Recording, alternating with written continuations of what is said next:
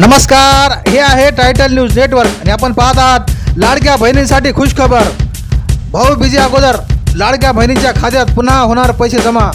लाडक्या बहिणींसाठी देवाभाऊ सरकार तत्पर। एकही बहीण लाभापासून वंचित राहणार नाही। महायुती सरकार लाडक्या बहिणींची काळजी घेणार सरकार।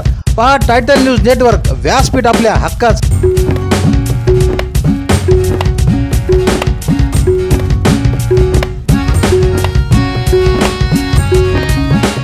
लाडकी बहीण योजनेतील एकही भगिनी लाभापासून वंचित राहणार नाही, अशी खात्री देवाभाऊंनी दिली। महाराष्ट्रात लाडकी बहीण योजनेच्या माध्यमातून राज्यातील 1,90,00,000 बहिणींच्या खात्यात योजनेचा लाभ देण्यात आलाय। उर्वरित 60 लाख महिलांना लवकरच लाभ देण्यात येणार आहे। त्यामुळे एकाही भगिनीला भाऊबीजेच्या ओवाळणीपासून वंचित ठेवले जाणार नाही, अशी ग्वाही शिर्डी येथील महिला सशक्तीकरण मेळाव्यात संबोधित करताना उपमुख्यमंत्री देवेंद्र फडणवीस यांनी दिली। देवाभाऊंच्या उपस्थितीत शिर्डी येथील महिला सशक्तीकरण मेळाव्यास उत्स्फूर्त प्रतिसाद मिळालाय।